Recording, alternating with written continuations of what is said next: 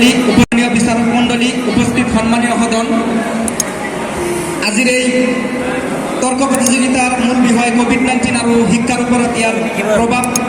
মই এই টপিকৰ বিপক্ষে ক'বলৈ ওলাইছোঁ। কোভিড-19 কৰোনা ভাইৰাস ডিজিজ 2019 এনেকুৱা এখন মাৰাত্মক প্ৰাণঘাতী ভাইৰাছ, যি ভাইৰাছে গোটেই বিশ্ব ব্ৰহ্মাণ্ডৰ মানুহৰ আত্মাক শংকিত কৰাৰ লগতে মানসিক জীৱনৰ পৰা আৰম্ভ কৰি ৰাজনৈতিক, অৰ্থনৈতিক, সামাজিক ইত্যাদি ক্ষেত্ৰত যি প্ৰভাৱ পেলাইছে, তাতোকৈ বেছি প্ৰভাৱ পেলাইছে শিক্ষাৰ ক্ষেত্ৰত। শিক্ষাৰ ক্ষেত্ৰত এনেকুৱা কুপ্ৰভাৱ পেলাইছে, যাৰ কুপ্ৰভাৱ আমি ইতিমধ্যে 2টা বছৰত 3টা বছৰত আমি কুফল ভুগিবলগীয়া হৈছে।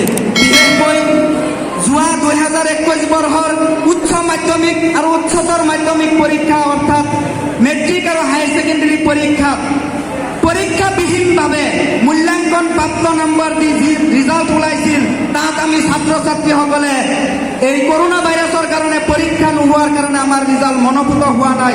আমি আশা কৰা ধৰণে ফলাফল লাভ কৰিব পৰা নাই। যদি আমি ডিষ্টিংশ্যন পাব লাগিছিল, আমি পাইছোঁ 2nd ডিভিজন।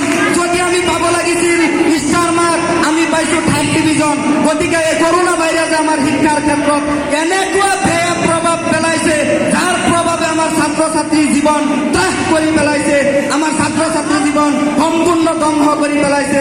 যদিও আজি কৰোনা ভাইৰাছৰ চাম কটাৰ লগে লগে আমাৰ শিক্ষা ক্ষেত্ৰত আগৰ স্বাভাৱিক অৱস্থা ঘূৰি আহিছে, কিন্তু আমাৰ বিদ্যালয়ৰ পৰা আৰম্ভ কৰি মহাবিদ্যালয়সমূহত যোৱা 2টা বছৰত এনেকুৱা পৰিস্থিতিৰ সৃষ্টি হৈছিলে, কাষ বন গজালি মেলিছিল।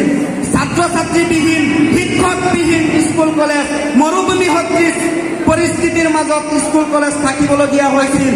আমি উপযুক্ত বয়সত আমি যি শিক্ষা গ্ৰহণ কৰিব লাগে, 2টা বছৰ পাৰ হৈ গ'ল। আজি আমি উপযুক্ত বয়স পাৰ হৈ যি শিক্ষা গ্ৰহণ কৰি আছো, সময়ৰ গতিত আমি খোজ মিলাব পৰা নাই। গতিকে যদি আটাইতকৈ বেছি ক্ষতি কৰিছে কৰোনা ভাইৰাছে, শিক্ষাৰ ক্ষেত্ৰত কৰিছে।